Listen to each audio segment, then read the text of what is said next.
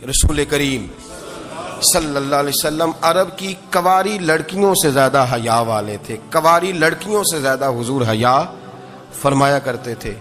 جب خانہ کعبہ کی مکہ شریف میں تعمیر ہو رہی تھی نا، اہل عرب اس کو تعمیر کر رہے تھے، تو نبی پاک صلی اللہ علیہ وسلم اپنے چچا حضرت عباس کے ساتھ خانہ کعبہ کی تعریف میں مصروف تھے. تو عرب کے لوگ چونکہ لمبا کرتا پہنتے تھے پیروں تک، تو نیچے اگر کسی وقت کوئی چیز نہیں بھی ہوتی تھی تو کسی کو وہ نظر نہیں آتی تھی، چونکہ پردہ رہتا تھا، ایک لمبا کرتا پہنا ہوا ہوتا تھا. تو جب بچے، سرکار کی عمر مبارک بھی ابھی تھوڑی تھی، تو اس طرح بچے جب نکلتے تو وہ کئی دفعہ اپنی تہمت اتار دیتے نیچے سے، اور کوئی مزدوری کرنے لگتے تو 3-4 طے کر کے نا تہمت کی کندھے پہ رکھ لیتے. جس طرح کبھی دیہاتوں میں لوگ کپڑا سر پہ رکھتے تھے کہ اوپر اگر کوئی وزنی چیز رکھیں گے تو وہ تکلیف نہیں دے گی. نبی پاک صلی اللہ علیہ وسلم بھی سب لوگوں کے ساتھ خانہ کعبہ کی تعمیر میں شامل تھے. تو حضرت عباس رضی اللہ تعالیٰ عنہ نے کہا حضور سے، ابھی اعلان نبوت بھی نہیں فرمایا تھا، بھتیجے آپ بھی تہمت اتاریے، یہ صحیح مسلم میں حدیث موجود، اور اس کو کندھے پہ رکھ لیجیے، آپ اینٹیں اٹھا اٹھا کے لا رہے ہیں تو ذرا آپ کو تکلیف نہیں ہوگی. تو سرکار دو عالم صلی اللہ علیہ وسلم سے یہ بات کہی، اور پھر جلدی سے حضور کی تہمت کو نکال کے نا، حالانکہ لمبا کرتا پہنا ہوا ہے، تو وہ جیسے ہی ان کے کندھے پہ رکھا اینٹیں رکھنے کے لیے، تو سرکار تو زمین پہ گر گئے، بے ہوش ہو گئے، آنکھیں آسمان کی طرف، اور پھر حضور پکار رہے ہیں آزاری آزاری آزاری، میرا تہمت دے دو، میرا تہمت دے دو. کبھی کوئی شخص اس وجہ سے بھی بے ہوش ہوا ہے کہ میرے وجود سے کپڑا اتر گیا ہے؟ حالانکہ سرکار پر وہ بے ہوشی بھی نبی پاک کا وہ جو غلبہ ہے نا شرم و حیا کا، اس کی وجہ سے ہوا. ورنہ تو حضور فرماتے ہیں کہ میری آنکھیں سو جاتی ہیں، دل تو میرا اس عالم میں بھی جاگتا رہتا ہے. تو سرکار زمین پہ تشریف لے آئے، آنکھیں میرا تہمت دے دو، میرا تہمت دے دو. تو جلدی سے انہوں نے تہمت دیا تو حضور نے باندھ لیا. پھر طبیعت مبارک میں تسلی ہوئی. یعنی ہم اس رسول کے غلام ہیں کہ جن کے تو وجود سے کپڑا اتر جائے تو حضور برداشت نہیں کرتے، قبول نہیں فرماتے، تکلیف شروع ہو جاتی. لیکن یہاں نوجوان ہیں اور بڑا قد کاٹ ہے اور بڑے بڑے سمجھدار لوگ ہیں، گرمی آتی ہیں تو شارٹ کپڑے پہن کے گھومتے ہیں. ان کو خیال نہیں کہ یہ وہ والا لباس ہے جو باہر تو کیا گھر میں اماں کے سامنے نہیں پہننا چاہیے، بہنوں اور بیٹیوں کے سامنے نہیں پہننا چاہیے. آپ کی گفتگو میں شرم و حیا ہو، آپ کے لب و لہجے کے اندر حسن ہو. آپ کو پتہ ہے نبی پاک صلی اللہ علیہ وسلم نے فرمایا میری امت میں سب سے زیادہ حیا کرنے والے عثمان غنی ہیں. عثمان غنی سب سے زیادہ حیا کرنے والے. آپ فرمایا کرتے تھے جب سے حضور کا چہرہ دیکھا ہے میں نے کبھی اپنی شرمگاہ بھی نہیں دیکھی، میں نے آنکھوں کا وضو نہیں توڑا، اور جب سے حضور کے دست مبارک میں نے بیعت کے لیے سیدھا ہاتھ بڑھایا تو پھر سیدھا ہاتھ میں نے کبھی گندگی کو نہیں لگایا. حیات. آپ باتھ روم کے اندر بھی غسل فرماتے تھے تو کپڑوں سمیت کرتے تھے. کسی نے کہا حضرت جی واش روم کے اندر کیوں نہیں کپڑے اتارتے؟ آپ فرمانے لگے باہر بندوں سے حیا کرتا ہوں، اندر جاتا ہوں تو رب سے حیا آنی شروع ہو جاتی، وہ تو دیکھ رہا ہے نا. تو میں جو بات آپ کی خدمت میں عرض کرنا چاہتا ہوں اس کو آپ سمجھیے گا میرے عزیز، کہ شرم والا مزاج، گفتگو بھی شرم والی، آنکھیں بھی شرم والی، لباس بھی شرم والا، دوستی یاری بھی شرم والی، بہت ساری ایسی باتیں. دیکھیں نا آپ ذرا، میں نے کہا کہ باتوں کو سن کے گزر نہ جایا کریں، اس کی گہرائی پر غور کریں. اور نبی رحمت علیہ السلام کی پہلی بات نہیں بیویوں کی آنکھوں میں آنسو پیدا کر دیے. حضور فرمانے لگے سنو، جب کوئی عورت بچہ پیدا کر لیتی ہے تو رب اسے اتنا ہی درجہ دیتا ہے جتنا ایک شہید کو درجہ عطا کرتا ہے. اور فرمایا جب وہ عورت اس کا بچہ آ جاتا ہے، اب وہ رات کو روتا ہے، وہ اٹھتا ہے، پخانہ اور پیشاب کرتا ہے، اپنے وجود کو آلودہ کر لیتا ہے، تو نبی پاک صلی اللہ علیہ وسلم فرمانے لگے وہ عورت یہ فکر نہ کرے کہ وہ دیکھو مرد تو آرام سے سویا ہوا ہے اور میں اٹھ کے بچے کو صاف کر رہی ہوں، پخانہ پیشاب دھو رہی ہوں. میرے محبوب نے ہر مرتبہ فکر کو، حضور نے زندگی اس کے ہر شعبے سے تعلق رکھنے والے آدمی کو عزت دی. فرمایا بیبیو جب تم رات کو اٹھ کے اپنے بچے کی خدمت کرتی ہو، دودھ ڈال کے دیتی ہو، پخانہ اور پیشاب صاف کرتی ہو، تو فرمایا رب تمہیں اتنا ہی اجر دیتا ہے جتنا ساری رات مصلی پہ کھڑے رہنے والے عبادت گزار کو اجر عطا فرماتا ہے. اتنا اللہ تمہیں اجر دیتا ہے. ہر شخص کے حصے میں، ہر شخص کے حصے میں میرے نبی پاک نے عزت لکھی، ہر شخص کے حصے میں. رسول پاک نے وقار، رشتوں کو حضور نے اتنا مضبوط کر دیا، اتنا مضبوط کر دیا کہ رشتے رشتے نہیں درد بن گئے. ماں کا نام آتا ہے تو آنکھوں میں آنسو آ جاتے ہیں نا، ماں کا نام آتا ہے تو دل تڑپتا ہے نا. یار یہ انقلاب ہے جو میلاد والے رسول نے برپا کیا. ورنہ حضرت طارق ابن عبداللہ کہتے ہیں میں حضور کے اعلان نبوت سے پہلے بھی مکے آیا تھا. آپ فرماتے ہیں میں نے ایک بوڑھی عورت کو، ایک نوجوان کو گلے میں رسی ڈال کے گھسیٹ کے لے جاتے دیکھا تو میں نے اس سے کہا کہ یہ کیا کر رہے ہو، کون ہے یہ بی بی، کیا مسئلہ ہے؟ تو وہ کہنے لگا جی میری اماں ہے، بوڑھی ہو گئی ہے، کسی کام کی نہیں رہی تو بیچنے جا رہا ہوں. چلو کسی کے برتن جب مانجے گی تو میرے تو پاس کچھ نفع آئے گا نا بیچنے. یہ داستانیں نہیں. ابھی بھی جن لوگوں کی طبیعت سخت ہوتی ہے وہ قتل نہیں کر دیتے ماں باپ کو. واقعہ سنے نا آپ نے کہ ابا میرے نام زمین نہیں کر رہا تو مار دیا. جب کلیجے سخت ہوتے ہیں تو کام ہو جاتا ہے. ایک طرف وہ منظر تھا اور ایک طرف یہ منظر ہے کہ حضرت حلیمہ سعدیہ رضی اللہ تعالی عنہ، ان کا نام نہیں ہے حضرت حلیمہ کا مسلم شریف میں، وہ امام زرقانی نے لکھا ہے، ورنہ مسلم میں یہ روایت اپنے اصل انداز میں موجود ہے. حضرت ابو ہریرہ رضی اللہ تعالیٰ عنہ فرماتے ہیں کہ جناب حلیمہ بوڑھی عورت، سادی عورت. اگر آپ کبھی معاشرتی لحاظ سے حضرت حلیمہ کا انداز دیکھیں گے نا، توجہ ہے میری بات پر، سمجھ آ رہی ہے آپ حضرات کو؟ جو ہمارا معاشرتی ماحول ہے نا، معاشرتی ماحول، تو حضرت حلیمہ سعدیہ رضی اللہ تعالیٰ عنہ کی حیثیت آج کے معاشرے میں اگر دیکھی جائے تو ایک آیا، بچوں کو پالنے والی آیا نہیں ہوتی، وہ آیا تھی. اسکول میں ایک آیا ہوتی ہے، جب بچہ چھوٹے ہمارے پرائیویٹ سکولز میں بچے جاتے ہیں تو عورت سنبھالتی ہے، دودھ ڈال دیتی ہے، کئی دفعہ فیڈر بھی پلا دیتی ہے. بچہ اگر پخانہ پیشاب کرتا ہے تو خدمت کرتی. یہ عورتیں اس زمانے میں چھوٹے بچے لے جاتی، پالا کرتی. تو بتانا دائی کی، آیا کی، میں مثال دے رہا ہوں. اور نرس کی کیا حیثیت ہے معاشرے میں.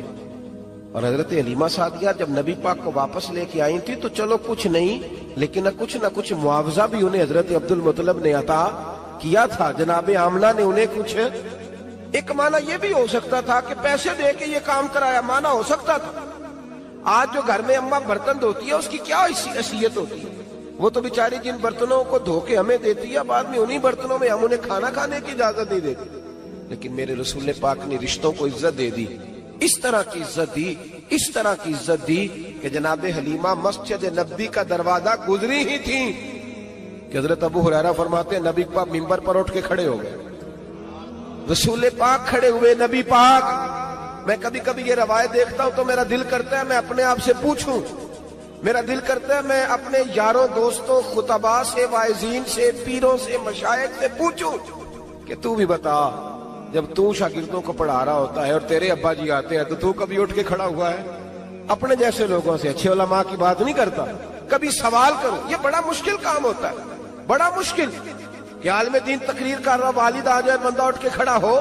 لیکن رسول پاک نے عزتیں دی، وقار دیا. جناب حلیمہ داخل ہوئی تو حضور منبر پہ کھڑے ہوئے اور اتنی تیزی سے حضور آگے بڑھے، اپنی چادر کو اتارا اور پھر میرے رسول نے زمین پہ بچھایا اور پھر حضرت حلیمہ سعدیہ بیٹھ گئی. اور جناب ابو ہریرہ فرماتے جتنی دیر نبی پاک ان کے سامنے بیٹھے رہے اتحیات کی حالت میں بیٹھے رہے. حضور نے رشتوں کو وہ وقار دیا، وہ حسن دیا کہ رشتے درد بن گئے ہیں. اب ماں کا نام دل میں بعد میں آتا ہے، زبان میں بعد میں آتا ہے، آنسو پہلے آتے ہیں. اب ماں کا رشتہ ایک وقار ہے، ایک حسن. الحاوی للفتاوی میں امام جلال الدین سیوطی رحمت اللہ لکھا ہے فتح مکہ کے بعد نا کمال ہو گیا. وَرَأَيْتَ النَّاسَ يَدْخُلُونَ فِي دِينِ اللَّهِ أَفْوَاجًا، فوجوں کی فوجیں دین میں آ گئی. ایک زمانہ تنہائیوں کا ہوتا ہے، ایک عروج کا ہوتا ہے. عروج کے زمانے میں بڑے تعلق، بڑے رش، بڑی باتیں. اب حال یہ تھا فتح مکہ کے بعد کہ پہلے تو ایک آدھ آدمی کلمہ پڑھتا تھا، فوجوں کی فوجیں آتی. ایک دن نہ نبی پاک نماز پڑھانے آئے مسجد میں.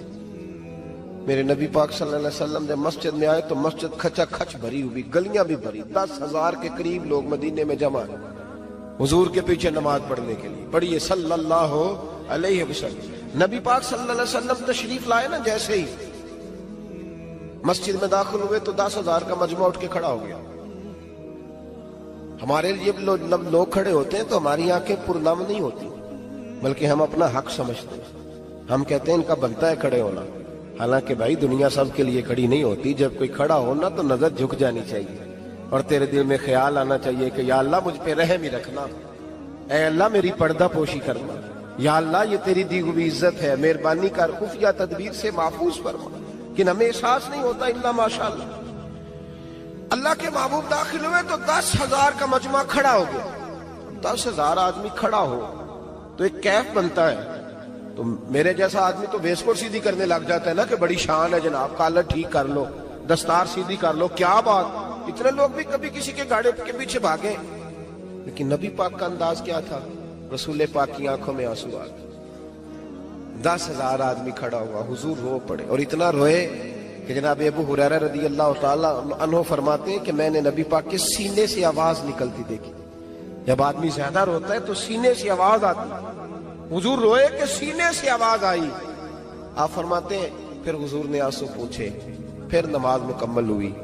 جب لوگ چلے گئے تو حضرت ابو بکر صدیق اٹھ کے قریب گئے، کہا یا رسول اللہ صلی اللہ علیہ وسلم آج کوئی وجہ نہیں تھی رونے کی، آپ آئے ہیں اور رونا شروع کر دیا. تو میرے محبوب فرمانے لگے آج جب میں نے اپنی وہ شانیں دیکھی، وہ مقام دیکھا تو مجھے اپنی اماں کی یاد آ گئی. ماں کی یاد، رشتوں کو وہ عزت دی، وہ وقار دیا، وہ حسن دیا. کہاں نماز کے لیے لوگوں کا کھڑا ہونا اور کہاں اماں کی بات چھیڑ دینا. میرے حبیب فرمانے لگے مجھے اپنی اماں آمنہ کی بات یاد آئی. میری ماں نے تو وہ دور دیکھا تھا جب وجود پہ کپڑے بھی پورے نہیں تھے. دل کرتا تھا آج اماں موجود ہوتی، میں نماز پڑھانے آتا، اللہ اکبر کہہ کے نیت باندھتا، سبحانک اللہ کے بعد سورہ فاتحہ پڑھتا اور سورہ فاتحہ مکمل پڑھ لیتا کہ میری اماں آمنہ کو کوئی کام یاد آتا. وہ پردہ سرکا کے کہتی بیٹا محمد میری بات تو سننا. تو محبوب فرماتے اللہ کی عزت کی قسم میں نماز چھوڑ دیتا، پہلے ماں کی بات سن کے آتا. میں چھوڑ دیتا نماز. وقار دے دیا، وقار، وہ حسن بخشا، وہ توانائی بخشی. عرب کے اندر سال کے بعد عورتوں کا ایک میلہ لگتا تھا خانہ کعبہ کے پاس. صرف عورتیں اکٹھی ہوتی تھی، میلہ لگا ہوا تھا. ایک تورات جاننے والا یہودی عالم بھی آیا ہوا تھا. وہ بیویوں کے مجمع پہ نظر ڈال کے کہنے لگا بیویوں مرد کا کام تو کوئی نہیں عورتوں کے مجمع میں بات کرنا، لیکن میں تمہیں ایک پیغام دینے لگا ہوں. اللہ کے آخری رسول جو مکے میں پیدا ہونے والے ہیں ان کے آنے کا وقت قریب آ گیا ہے. وہ بیوی بڑی خوش نصیب ہوگی جنہیں ان کی رفاقت ملے گی. عورتوں نے جب دیکھا کہ مرد آ گیا عورتوں کے میلے میں تو انہوں نے ڈانٹا جھڑکا، کہا چل اٹھا اپنی کتابیں اور نکل جا. حضرت خدیجہ کہتی ہیں باقیوں نے ڈانٹا پر میں نے بات پلے سے باندھ لی. میں نے پلے سے باندھ لی اور میں انتظار کرنے لگی کہ اللہ کرے وہ نصیب میرے ہی ہو، اللہ کرے مقدر میرا ہی کھلے. آپ فرماتی میں تسبیح پڑھتی، درود پڑھتی. میں اس زمانے میں جو اللہ کا ذکر جس طرح ہوتا تھا وہ میں شروع کرتی اور جب فارغ ہوتی تو میں التجا کرتی کہ اللہ میرے نصیبے کھول دے. کہتی ہیں آہستہ آہستہ آہستہ آہستہ میں حضور کی تعریف سننے لگی. آہستہ آہستہ تعریف سننے لگی. نبی پاک صادق ہیں، امین ہیں، سچے ہیں، دیانتدار ہیں. اس برے اور میلے معاشرے میں بھی وہ سب سے اعلیٰ بھی ہیں اور سب سے اجلے بھی ہیں، وہ سب سے پاکیزہ ہیں. میں سننے لگی تعارف.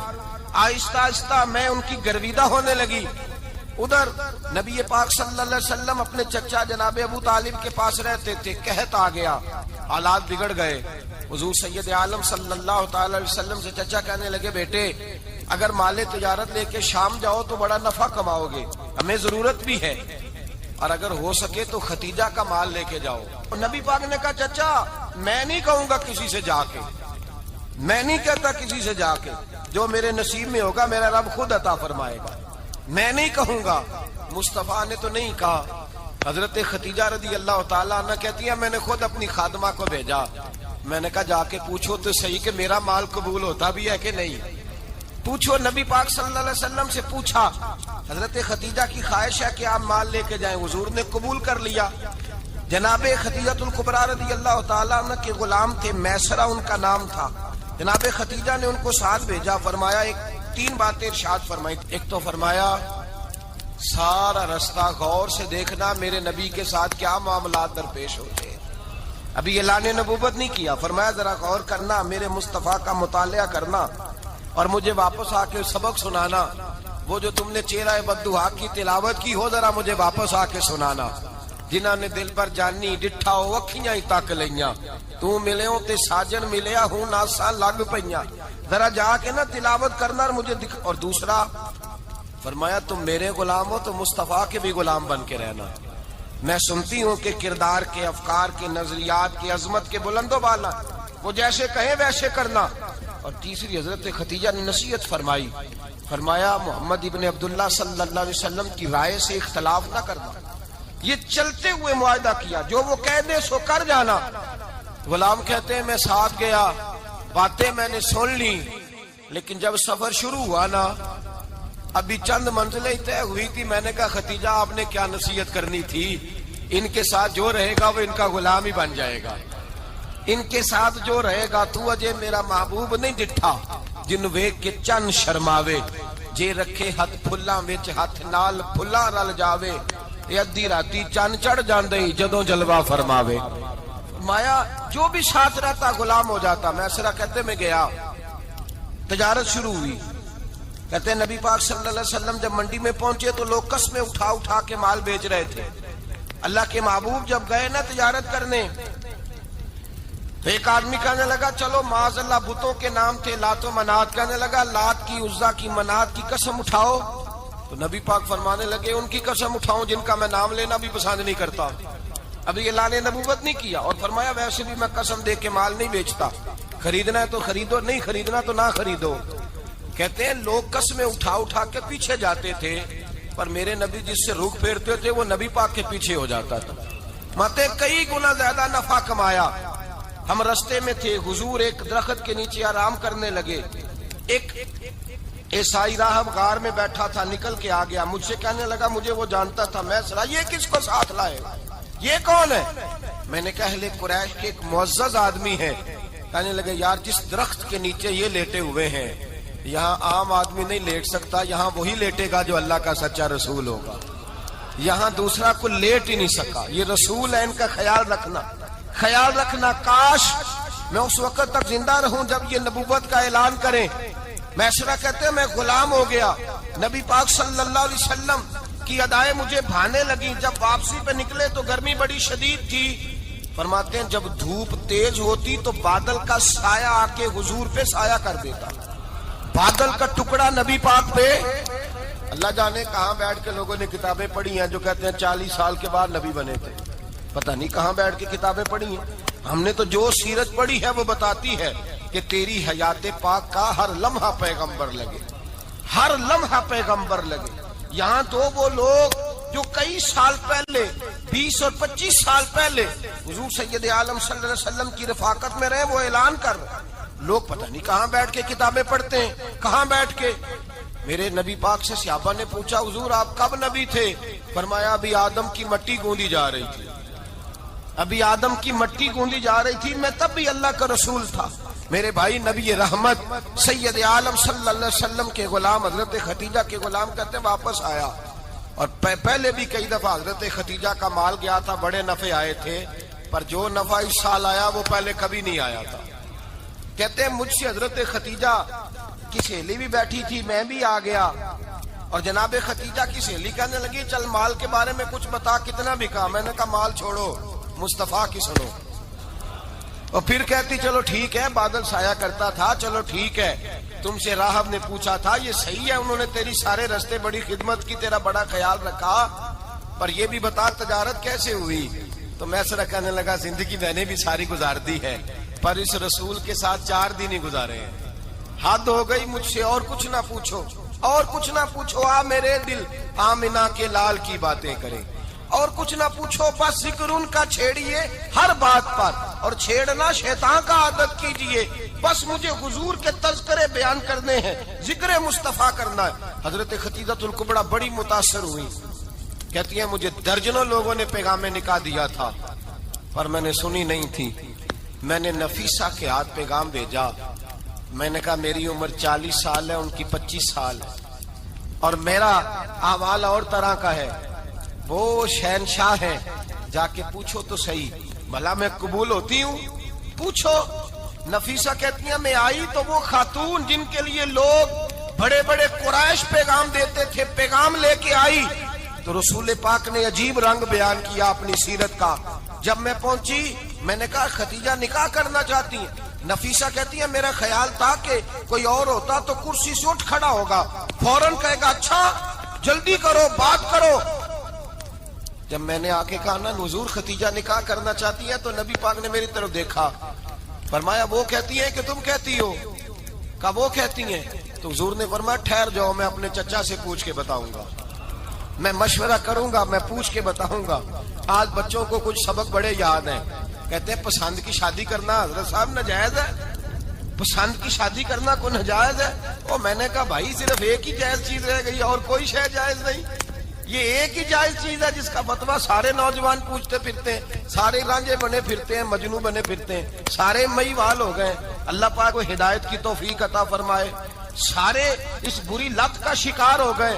او بھائی نبی پاک سوائے خدا کے کسی کے پابند نہیں، لیکن میرے مصطفیٰ نے اپنی امت کو یہ درس دیا ہے کہ جو بڑوں کے شفقت کے سائے میں چلتا ہے اللہ اس کی مدد فرمایا کرتا ہے۔ تجھے کیا پتا تیرا اچھا بھلا کس بات میں؟ کہا نکاح کرنا چاہتی ہوں، فرمایا چچا سے پوچھ کے بتاؤں گا۔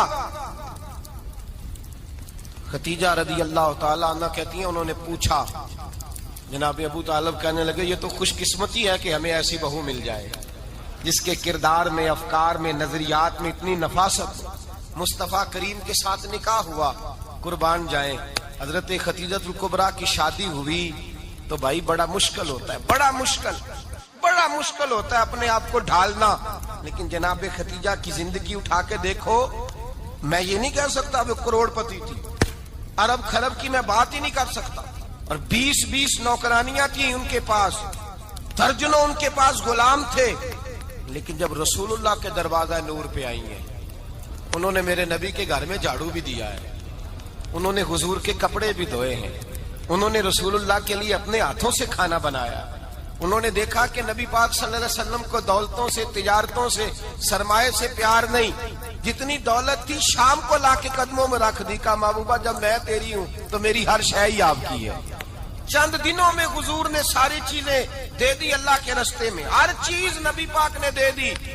حضرت ختیجہ الکبریٰ کا حال یہ تھا کہ ایک جوڑا رہ گیا، کئی جگہ سے پیوند لگے ہوئے، میں گڈی ہاتھ ڈور سجن دے او جنج رکھے اونج رہنا ہے، واجب نہیں جے وچ شریعت مندہ قسم نو کہنا، بس ٹھیک ہے جس حال میں محبوب راضی ہیں۔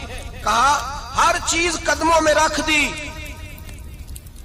اور حضور کے ہر رشتے کا خیال کیا، نبی پاک کی ہر خواہش کا۔ عورتیں بالخصوص میری بات پہ توجہ کریں جو عرض کرنے لگا ہوں، آگ لگی ہوئی ہے گھروں میں، فساد ہے، لڑائی ہے، جھگڑا ہے، دنگا ہے، یہ تیرا رشتہ دار وہ میرا رشتہ دار، جب تیرے آتے ہیں تو روٹیاں جلدی پکتی ہیں، جب میرے آتے ہیں تو بیماریاں بڑی ہوتی ہیں، تیرے میرے کا جھگڑا۔ آؤ میرے مصطفیٰ کریم سید عالم کا بھی حال دیکھو، حضرت حلیمہ سعدیہ ملنے آئی، شادی کو کچھ دن گزرے تو حلیمہ سعدیہ ملنے آئی۔ حضرت حلیمہ سعدیہ سگی اماں نہیں رضائی اماں ہے، یہاں تو سگی اماں برداشت نہیں ہوتی، سگی اماں، اور وہ بہو سوچتی نہیں بات کرتے ہوئے، سوچتی نہیں، وہ سوچتی نہیں کہ کس کے بارے میں بات کر رہی ہے، اسے پتہ ہی نہیں کہ تجھے تو پلا پلایا یہ ملا ہے نا، کبھی اس کی اماں سے پوچھ اس نے کتنی تکلیفیں برداشت کی، اس سے پوچھ کس دقت میں، کس آزمائش میں اس بچے کو پروان چڑھایا ہے۔ تو آج مالک بنی ہے تو رنگ ہی بدل گئی ہے، اور بچہ بھی بیوی کے ساتھ مل کر کے اماں کی غیبت کرتا ہے، سوچتا ہی نہیں کہ بات کس کی ہو رہی ہے، اسے خیال ہی نہیں آتا۔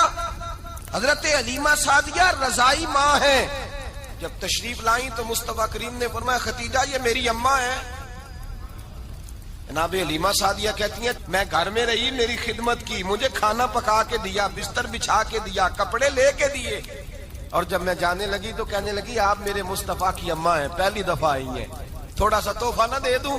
میں نے کہا جیسے مرضی حضرت حلیمہ کہنے لگی، تو جناب حلیمہ سعدیہ کو 40 بکریاں اور 1 اونٹ تحفے میں عطا فرمایا۔ اور یہ جو بی بی آ کے مالی بنی ہے نا آج، جس درخت کی چھاؤں میں تو بیٹھی ہوئی ہے نا، اگر تو سمجھے تو اصل احسان اس ماں کا ہے جس نے یہ پروان چڑھا کے تجھے دیا ہے. اصل نیکی اس اماں کی ہے جس نے تیرے سر پہ یہ سرتاج رکھا ہے، اور تو اس ماں کو ہی بھول گئی ہے. اور شکوہ بہو سے نہیں، شکوہ اس بیٹے سے ہے، بیٹے سے ہے جو علیحدہ بھی ہونے لگا تھا تو اماں سے علیحدہ ہو گیا ہے، جس نے سوچا ہی نہیں کہ ماں کے ہاتھ اٹھ جائیں تو عرش کا مالک کہتا ہے فرشتوں سے کہ پیچھے ہٹ جاؤ، ماں اور باپ اولاد کے لیے جو مانگے گے میں فوراً عطا کروں گا، تجھے پتہ ہی نہیں. اور ادھر رسول پاک کا کیا حال ہے؟ کہتے ہیں وہ تیرے رشتہ دار ہیں، تیرے بہن بھائی ہیں، تو جا، میں تجھے دروازے پہ چھوڑ آؤں گا، تو مل ان سے، میں نہیں ملتا، میں صاحب ہوتا ہوں، میرا ان سے کیا لینا دینا. حضرت ختیجہ کے بھائی نہیں تھے، نبی پاک صلی اللہ علیہ وسلم کے سسر حیات نہیں تھے، دو بیٹے تھے حضرت ختیجہ کے، اور وہ دونوں بیٹے پچھلے خامن سے تھے. ذرا عقل کی کسوٹی پر تولیے گا کہ کسی بی بی کے بیٹے ہوں اور پچھلے خامن سے ہوں، اس آدمی کا رویہ کس طرح کا ہوتا ہے. لیکن میرے رسول پاک کا رویہ اس طرح کا تھا.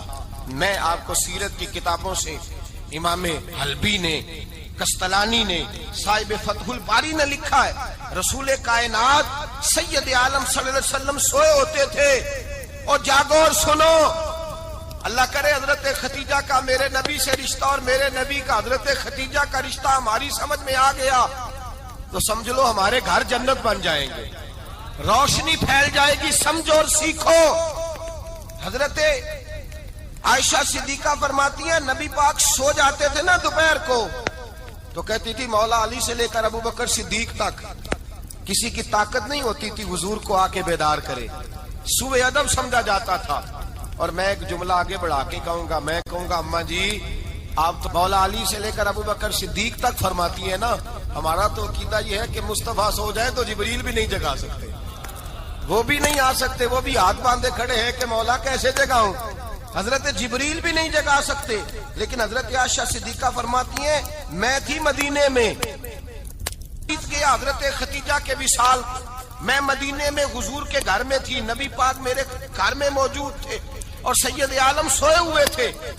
حضرت ختیجہ کے پچھلے خامند کے بیٹے جناب حالہ آ گئے اور وہ مسجد میں آ کے بولے، مسجد میں توجہ کرنا، مسجد میں بولے، انہوں نے مسجد میں آ کے پوچھا کہ نبی پاک کہاں ہے، مسجد میں. تو جناب عائشہ صدیقہ فرماتی ہیں حضور سوتے ہوئے بیدار ہو گئے. حضور طامت سمیٹی، فوراً سر کے اوپر کپڑا رکھا.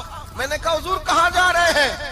فرماتی ہیں میں نے ایک دفعہ پوچھا تو حضور نے 3 دفعہ فرمایا میرا حالہ آ گیا ہے، میرا حالہ آ گیا ہے، میرا حالہ آ گیا ہے، ختیجہ کا بیٹا آ گیا ہے. میرے رسول پاک صلی اللہ علیہ وسلم نے بی بی کے رشتوں کا جو تقدس بیان کیا اس کو سمجھیے. فرمایا حالہ آیا ہے، بیدار ہو کے خود تشریف لے گئے. یہ تو حالہ تھے نا، بڑے بیٹے حضرت ختیجہ کے سب سے، ان کا نام ہند تھا.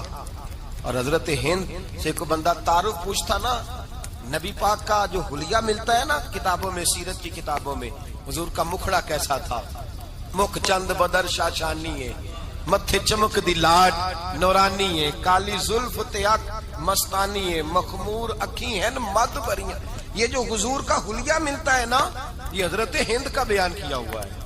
وہ بیان کیا کرتے تھے کہ نبی پاک کی آنکھیں کیسی تھی، حضور کے جلوے کیسے تھے. وہ بیان حضرت ختیجہ کے بیٹے ہیں. کوئی ان سے پوچھتا کہ بڑے راضی رہتے ہو ہند، بڑے راضی رہتے ہو، تو حضرت ہند کیسے راضی کیسے نہ رہوں، راضی کیسے نہ رہوں. میرے بھائی کا نام علی المرتضیٰ ہے، بہن کا نام فاطمہ الزہرا ہے، ماں کا نام ختیجہ الکبریٰ ہے اور باپ کا نام محمد مصطفیٰ ہے، میں راضی کیسے نہ رہوں. حضرت ختیجہ الکبریٰ کے رشتوں کے ساتھ رسول اللہ کا پیار، ان کے رشتے. کنز المال میں حضرت عائشہ صدیقہ کی حدیث ہے، جناب عائشہ فرماتی ہیں دوپہر کو حضور آرام کرتے تو کوئی آیا نہیں کرتا تھا. ایک دن ایک بوڑھی آ گئی دروازے پہ، اس نے چھڑی پکڑی ہوئی، کہتے وہ اندر آئی تو نبی پاک بڑی تیزی کے ساتھ اٹھے. حضور سید عالم نے قریب بٹھایا، دیر تک حضور باتیں کرتے رہے، دیر تک گفتگو ہوتی رہی. فرماتے ہیں حضور نے اسے کوئی اضافی وقت دیا، عام سے آپا اس وقت آتے نہیں تھے، حضور کے آرام کا وقت تھا، اضافی وقت دیا نبی پاک نے. اور فرماتے ہیں جب وہ جانے لگی تو نبی پاک نے تحفے بھی عطا فرمائے. اور پھر ایک غلام سے، حضرت بلال سے یا کسی غلام سے فرمایا کہ ساتھ جاؤ اور گھر چھوڑ کر کے آؤ. نبی پاک صلی اللہ علیہ وسلم نے اعزاز دیا. حضرت عائشہ صدیقہ فرماتی ہیں دیر تک ملاقات بھی، تحفے بھی، انفرادی ملاقات. بعد میں نبی پاک صلی اللہ علیہ وسلم لیٹ گئے. میرے دل کے اندر خیال آیا کہ حضور جائیں گے اور جب رات کو واپس آئیں گے تو پھر میں پوچھوں گی کہ حضور یہ بی بی کون ہے، حضور اب آرام کر رہے ہیں. فرماتی ہیں میرا خیال تھا کہ یہ سوال شام تک میرے ذہن میں رہے گا کہ یہ کون ہے، آپ نے بڑا اعزاز دیا، دروازے تک چھوڑنے گئے. حضرت عائشہ صدیقہ فرماتی ہیں میں سوچ رہی تھی آرام کر رہے ہیں، اور میں نے جیسے ہی نگاہ ڈالی تو حضور تو گہری سوچ میں گم ہے، نبی پاک سوچوں میں گم ہے اور بے آنکھیں کھلی ہوئی. فرماتی ہے میں قریب جا کے بیٹھی، قدموں پہ ہاتھ رکھا. میں نے کہا محبوبہ یہ بی بی کون تھی؟ اتنی دیر آپ نے ملاقات کی اور وہ چلی گئی ہے تو ابھی خیالات ہیں، تصورات ہیں. فرماتی ہے میں نے پوچھا تو مصطفیٰ کی آنکھوں میں آنسو آ گئے. نبی پاک رو دیے، اٹھ کے بیٹھ گئے. میں نے کہا حضور کیا ہوا؟ میں نے تو آپ کو پریشان کر دیا، میں معذرت چاہتی ہوں. حضور نے فرمایا عائشہ ایسی کوئی بات نہیں، اس بی بی کے بارے میں پوچھتی ہو جسے میں نے زیادہ عزت دی ہے، زیادہ پیار کیا ہے، ذرا زیادہ اس کے ساتھ میں نے توجہ کی ہے. ہاں یا رسول اللہ میں نے انفرادی رنگ دیکھا ہے، روٹین سے بڑھ کر آپ نے محبت فرمائی. تو میرے مصطفیٰ نے فرمایا یہ جو عورت آئی تھی نا، جو میرے پاس بیٹھی رہی ہے، یہ میری زوجہ جناب ختیجہ کی سہیلی ہے. یہ حضرت ختیجہ کی سہیلی ہے، جناب ختیجہ کی سہیلی. فرمایا یہ مکے میں ختیجہ سے ملنے آیا کرتی تھی، ختیجہ اسے وقت دیتی تھی، پاس بٹھاتی تھی، کھانا کھلاتی تھی، دکھ سکھ سنتی، اور تھوڑی غریب ہے، جب یہ جاتی تھی تو ختیجہ تحفے بھی دیتی تھی. فرمایا آج جب یہ آئی ہے تو ختیجہ کی یادیں تازہ ہو گئی. دیر تک میں نے اس سے بات کی ہے، گفتگو کی، جاتے دفعہ تحفہ دیا ہے، اس لیے کہ حسن العہد من الایمان، اچھے طریقے سے وعدہ نبھانا یہ بھی ایمان کا حصہ ہے. اچھے طریقے سے عہد نبھانا، تعلقات نبھانا یہ بھی ایمان کا حصہ ہے. حضرت ختیجہ کی سہیلیوں سے رسول اللہ صلی اللہ علیہ وسلم کا رشتہ. پہلی وحی نازل ہوئی نبی پاک پر. اب حضور جب ابتدائے وحی کے ایام آئے تو حضرت ختیجہ فرماتی ہیں رسول پاک غار حرا میں چلے جاتے، کئی کے دن وہاں رہتے. پہلی وحی آئی تو قرآن مجید کی تاثیر یہ ہے کہ لو انزلنا ھذا القرآن علی جبل لرأیتہ خاشعا متصدعا من خشیۃ اللہ. فرمایا اگر میں پہاڑوں پہ نازل کروں قرآن کو تو وہ بھی میرے خوف سے ریزہ ریزہ ہو جائے. اتنی تاثیر ہے. جب حضور کے قلب اطہر پر آیا تو نبی پاک کامتے ہوئے گھر آئے، زملونی زملونی، مجھے چادر اڑاؤ چادر اڑاؤ. حضرت ختیجہ نے چادر دی، بیٹھ گئے. کہا ختیجہ آج کوئی آنے والا آیا ہے. اقرأ بسم ربک الذی خلق، یہ آیات اس نے مجھے دی ہیں اور میں بڑے خوف کے عالم میں ہوں. حضرت ختیجہ کے لفظ بڑے حسین ہیں. جناب ختیجہ الکبریٰ رضی اللہ تعالیٰ عنہ کیا فرماتی ہیں؟ کہتی ہیں یا رسول اللہ صلی اللہ علیہ وسلم آپ غم نہ کریں، رب آپ کو رسوا نہیں کرے گا، عزتیں عطا کرے گا. اور دلیل کیا ہے؟ حضرت ختیجہ فرمانے لگی دلیل یہ ہے کہ آپ غریبوں کی مدد کرتے ہیں، مسکینوں کا خیال رکھتے ہیں، اور محبوبہ کمزوروں کا بوجھ آپ اٹھاتے ہیں. جس کے اندر یہ خوبیاں ہوتی ہیں اللہ اسے عزت ہی عطا فرمایا کرتا ہے. حضرت ختیجہ الکبریٰ رضی اللہ تعالیٰ عنہ سب سے پہلے نبی پاک پہ ایمان لائی. بڑا مشکل ہوتا ہے. ہمارے جو فلسفے کے لوگ ہیں وہ کہتے ہیں بہت بڑا ولی اللہ بھی ہو تو بیوی اس کی مان جائے، یہ مشکل ہوتا ہے کام، یہ مشکل ہوتا ہے. حضرت ختیجہ الکبریٰ رضی اللہ تعالیٰ عنہ سب سے پہلے ایمان. اور کس طرح کا ایمان؟ کس طرح کا ایمان؟ ابن ماجہ میں روایت ہے، غور کرنا. حضرت قاسم نبی پاک صلی اللہ علیہ وسلم کے صاحبزادے، حضور کی 6 اولادیں، 4 بیٹیاں 2 بیٹے حضرت ختیجہ سے ہوئے، 4 بیٹیاں اور 2 بیٹے. دھوکہ دیتے ہیں بعض لوگ، کہتے ہیں حضرت ختیجہ کی ایک ہی بیٹی تھی. حضرت قاسم حضور کے بیٹے تھے، وہ وصال کر گئے. حضرت ختیجہ ابھی دودھ پلاتی تھی کہ شہزادے پردہ کر گئے. ایک دن گھر میں بیٹھی ہوئی تھی تو کہنے لگی یا رسول اللہ صلی اللہ علیہ وسلم میرے بیٹے قاسم کے حصے کا دودھ میرے وجود میں بھر آیا ہے، کاش میرا رب اتنا موقع دیتا کہ میرا بیٹا مدت رضاعت ہی پوری کر لیتا، وہ دودھ پی لیتا. نبی پاک نے فرمایا ختیجہ تو غم نہ کر، اللہ تبارک و تعالیٰ نے تیرے بیٹے کی مدت رضاعت جنت میں پوری کر دی ہے، جنت میں پوری کر دی ہے. اور نبی پاک نے اپنا اختیار بیان فرمایا ابن ماجہ میں. رسول پاک نے فرمایا اگر تو کہے تو میں یہاں بیٹھے بیٹھے تجھے تیرے بیٹے کی آواز سناؤں. عرض کروں رب کی بارگاہ میں ابھی تجھے سناؤں تیرے بیٹے کی بات, ابھی وہ جنت میں بولے. لطف نہیں آیا آپ کو اس بات کا؟ میں ابھی سناؤں تجھے بات, سیاستہ کی روایت, ابھی سناؤں تیرا بیٹا بولے گا جنت میں, آواز یہاں مکے میں آئے گی, سناؤں. بڑے لوگ کرامت دیکھنا چاہتے ہیں, معجزہ دیکھنا چاہتے ہیں, کہتے ہیں جی میں تو وہ دیکھ کے آؤں گا. کہا سناؤں. حضرت خدیجہ کا ایمان دیکھیں, کہنے لگی محبوبہ مجھے سننے کی کیا ضرورت ہے, میں خدا کو بھی مانتی ہوں, محمد مصطفیٰ کو بھی مانتی ہوں, میں بن دیکھے ہی مانتی ہوں, مجھے سننے کی ضرورت, آپ نے کہہ دیا تو سو ہو گیا, مجھے حاجت. حضور کہہ رہے ہیں اگر تو کہے تو دعا کروں, التجا کروں, ابھی آواز اللہ سنا دے, ابھی سناؤں. حضرت خدیجہ کہتی ہے نہیں حضور میں بن دیکھے ہی, میں ان لوگوں میں سے نہیں ہوں جو پہلے دیکھ داکھ کے آئیں, پلٹ کے آئیں, دیکھ کے سودا کریں, میں تو ان لوگوں میں سے ہوں جو بن دیکھے مانا کرتے ہیں. یؤمنون بالغیب کی قائل, رسول اللہ صلی اللہ علیہ وسلم پہ ایمان لائی, اور پھر نبی پاک صلی اللہ علیہ وسلم نے جیسا کہا حضرت خدیجہ نے ویسا کیا. اور حضرت عائشہ کی روایت ایسی بھی ملتی ہے, جناب عائشہ سے کسی نے پوچھا تھا کسی نے جنت کی نعمتیں بھی کھائی ہیں, تو حضرت عائشہ کہنے لگی ہاں, ایک دفعہ نبی پاک نے جنت کے انگوروں کا خوشہ توڑ کے حضرت خدیجہ کو کھلائے تھے. وہ انگور وہاں سے توڑ کے جناب خدیجہ کو حضور نے انگور کھلائے. نبی پاک صلی اللہ تعالی علیہ وسلم پر ایمان لائی, ہر موقع پر حضور کا ساتھ دیا, تکلیفیں دیکھی, آزمائشیں دیکھی. حضرت خدیجہ کا جو وقت حضور کے ساتھ گزرا ہے نا, وہ سارا آزمائشوں کا وقت. 15 سال شادی کو ہوئے تو نبی پاک نے اعلان نبوت کیا, باقی کے 10 سال 25 سال کی رفاقت رہی, سخت مسئلہ تھا, کفار کی مخالفت, بہت زیادہ مال تھا, پھر غربت آئی, پورا مکہ سلوٹ کرتا تھا, پھر وہ سارا شہر مخالفت کرنے لگا. حضرت خدیجہ الکبریٰ ڈٹ کے رسول اللہ کا ساتھ دیتی, ہر موقع پر کسی جگہ شکوہ نہیں کیا. یہاں عورتیں بول پڑتی ہیں, کہتی ہیں جب سے تیرے گھر آئی ہوں سکھ نہیں دیکھا, جب سے یہاں آئی ہوں کچھ نہیں دیکھا, جب سے یہاں آئی ہوں بڑی آزمائش میں ہوں. حضرت خدیجہ الکبریٰ مال لے کے آئی, لیکن انہوں نے دیکھا کہ مصطفیٰ کو غریبی پسند ہے تو غریب ہو گئی. جیم جان دا کچھ وسا نہیں ہوں, جان یار نو دے تے شاد ہو جا, ایسے دل دے ہیں فساد سارے, دل دربر نو دے تے آزاد ہو جا, جیو رکھے آباد تے رو وسدا, تے جدو کرے برباد ہو جا. کہا یا رسول اللہ جس بات میں آپ راضی ہیں میں بھی اسی بات میں راضی ہوں. جناب خدیجہ رضی اللہ تعالیٰ عنہ مکمل وقت رسول اللہ کا ساتھ دیا. شیب ابی طالب کے 3 سال قید میں گزارے.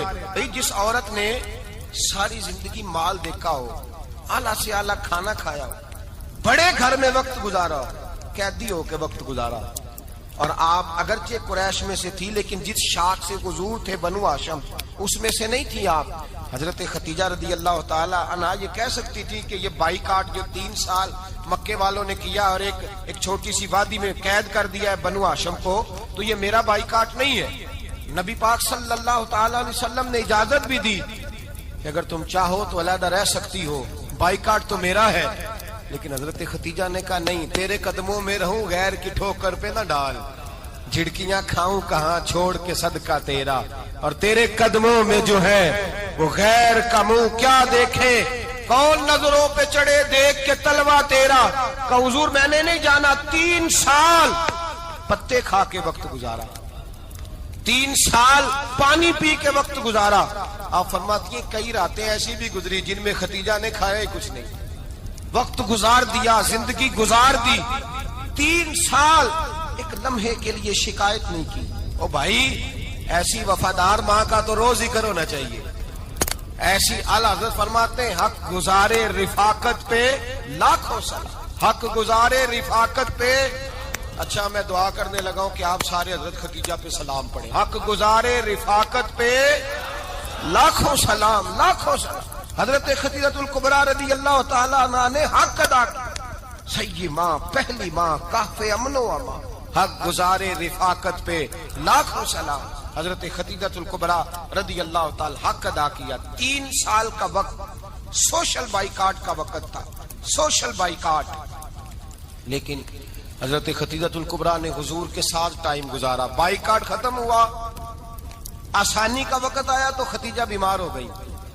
ام المومنین سیدنا خدیجہ رضی اللہ تعالیٰ عنہ علیل ہوئی، علالت شدید ہوئی تو نبی پاک آ کے سرانے بیٹھے، قربان جاؤں آج لوگ اتنی نوکری نہیں کرتے جتنا احسان جتلاتے ہیں، کہتے ہیں وہ فلاں مولوی صاحب کو روٹی میں دیا کرتا تھا، وہ فلاں آدمی کے ساتھ اس کو تو آگے پہنچایا ہی میں نے۔ کریڈٹ پکڑ پکڑ کے لوگ اپنے کھاتے میں ڈالنے کے چکر میں ہوتے ہیں، لوگ اس قدر زیادہ پیار نہیں کرتے جتنا جتلاتے ہیں۔ حضرت خدیجہ الکبریٰ نے سکھایا ہے انداز امت کو کہ وفا کیا ہوتی ہے۔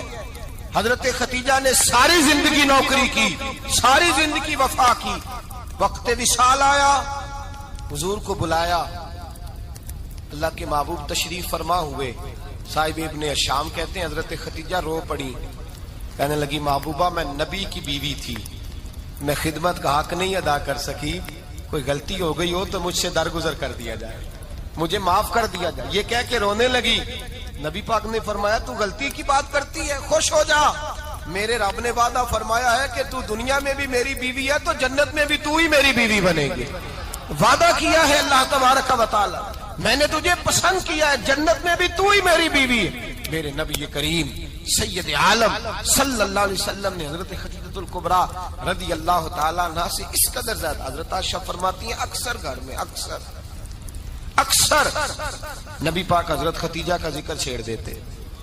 یہاں تو آدمی بہن کا ذکر نہیں نہ کر سکتا بیوی کے سامنے، اماں کا ذکر نہیں کر سکتا، معاملہ خراب ہو جاتا، بڑا مشکل ہو جاتا، مشکل ہے۔ حضرت عائشہ صدیقہ بظاہر تو سوکن تھی نا، لیکن حضرت عائشہ بیان کرتی ہیں، کہتی ہیں نبی پاک سب سے زیادہ حضرت خدیجہ کا ذکر کرتے تھے گھر میں، اکثر ذکر ہو۔ خدیجہ یوں کرتی تھی، خدیجہ یہ کام اس طرح کرتی تھی، خدیجہ کا یہ رنگ ہوتا تھا، اس کا یہ طریقہ ہوتا تھا، اس کا یہ طرز حیات تھا، وہ ایسے چلتی تھی، وہ ایسے، اکثر حضور بیان کرتے۔ حضرت عائشہ فرماتی ہیں مجھے رشک ہوتا، رشک، ناز کرتی میں، کیا مقدر ہے خدیجہ کے۔ کہتی ہے ایک دن نا میں نے کہا ذرا بات تو کروں، کہتی ہے نبی پاک گوشت لائے، مجھے کہا عائشہ ذرا گوشت صاف کرو، پکاؤ اور ذرا شوربہ زیادہ کرنا۔ کہتی ہے میں نے وہ گوشت لیا، صاف کرنے لگی، میں نے کہا حضور شوربہ کیوں زیادہ کرنا ہے، مہمان آنے والے ہیں، کچھ لوگوں کو آنا ہے۔ تو نبی پاک نے فرمایا نہیں، آنا تو کسی نے نہیں، مجھے پتا چلا ہے مدینے میں خدیجہ کی کچھ سہیلیاں آئی ہیں، میرا دل کرتا ہے کچھ سالن بطور تحفہ ان کو بھی بھیج دوں، تو ذرا زیادہ پکانا، خدیجہ کی سہیلیوں کو میں نے سالن بھیجنا ہے، تحفہ دینا ہے۔ حضرت عائشہ کہتی ہیں ایک جملہ ہلکا سا، بے ضرر سا، بڑا دھیما سا، بچ کے بڑا اپنے آپ کو محتاط کر کے، میں نے کہا یا رسول اللہ صلی اللہ علیہ وسلم آپ خدیجہ کا ذکر بہت کرتے ہیں، حضور وہ تو عمر میں 15 سال بڑی تھی، یا رسول اللہ صلی اللہ علیہ وسلم اللہ نے آپ کو جوان اور خوبصورت بیویاں دی، آپ خدیجہ کا ذکر کرتے ہیں۔ فرماتی ہیں یہ بات کہہ کے میں خاموش ہو گئی، میرا خیال تھا جواب آئے گا، دیر ہو گئی، حضور جواب نہیں دیتے۔ کہتی ہے میں نے یوں نظر اٹھا کے دیکھا تو چہرہ مبارک سرخ ہو گیا، اور رسول پاک نے فرمایا عائشہ آج بات کی ہے، آج کے بعد یہ بات نہ کرنا۔ میں نے کہا حضور کیا ہوا؟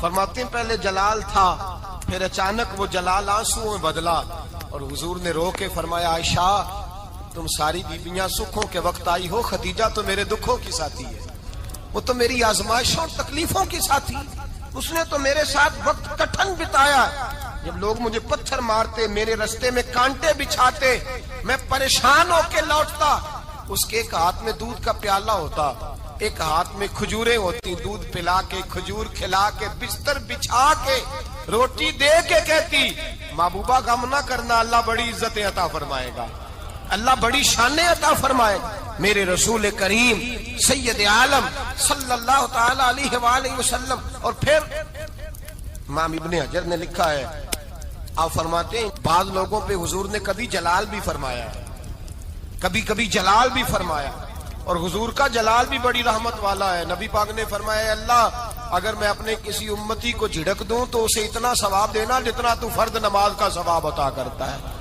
حضور کا تو جلال بھی کرم والا ہے، کرم والا جلال ہے رسول پاک کا۔ اکثر بعض لوگوں پر حضور ناراض بھی ہوتے، لیکن امام ابن حجر فتح الباری میں فرماتے ہیں کہ صحابہ اور اہل بیت میں سے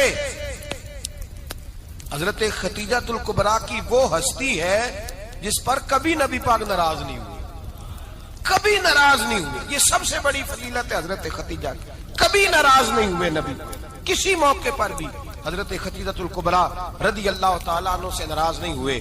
بلکہ بخاری شریف میں لفظ کچھ اس طرح کے ہیں. میں نے شروع میں کہا کہ حضرت خدیجہ کی 20 کنیزائیں تھیں، نوکرانیاں تھیں، گھر کے اندر نوکر چاکر تھے، ریل پیل تھی، کوئی کام کبھی نہیں کیا تھا. حضرت خدیجہ الکبریٰ نے ایک دن کھانا پکایا، اور کھانا پکا کے اپنے ہاتھوں سے جب نکلی نا اور آ رہی تھی حضور کو کھانا دینے، تو بخاری میں موجود ہے جب حضرت خدیجہ آئیں تو نبی پاک نے فرمایا خدیجہ تیرے آنے سے پہلے حضرت جبریل آ گئے، اور وہ کہہ رہے ہیں یا رسول اللہ خدیجہ برتن میں کھانا لے کے آ رہی ہے، اور جب وہ کھانا لے کے آ جائے تو اسے کہہ دیجئے گا اس کا رب اسے سلام کہتا ہے، اس کا رب اسے اللہ اکبر، جس کو اللہ سلام کہے. فاضل بریلوی فرماتے ہیں حق گزارے رفاقت پہ لاکھوں، حق گزارے رفاقت پہ لاکھوں سلام، حق گزارے رفاقت پہ لاکھوں سلام. حضرت خدیجہ الکبریٰ رضی اللہ تعالیٰ عنہ کو رب تعالیٰ کے سلام آئے. محسنہ اس امت کی محسنہ. اللہم صلی علی سیدنا و مولانا محمد. اللہم صلی علی سیدنا و مولانا محمد. اللہ کے شیر ہے در کرار پر درود، اللہ کے شیر ہے در کرار پر درود، اللہ کے شیر ہے در کرار پر درود. حضرت حسن حسین کے کردار پر درود. اللہم صلی علی سیدنا و مولانا محمد وعلی سیدنا علی و سیدتنا فاطمہ و سیدتنا زینب و سیدنا حسن و سیدنا حسین وعلی آلہ وصحبہ وبارک وسلم. سلام نیاز ہے زینب کی بارگاہ میں، سلام نیاز ہے جو مرتضیٰ کی لاڈلی زہرا کا ناز ہے. اللہم صلی علی سیدنا و مولانا محمد وعلی سیدنا علی و سیدتنا فاطمہ و سیدتنا زینب و سیدنا حسن و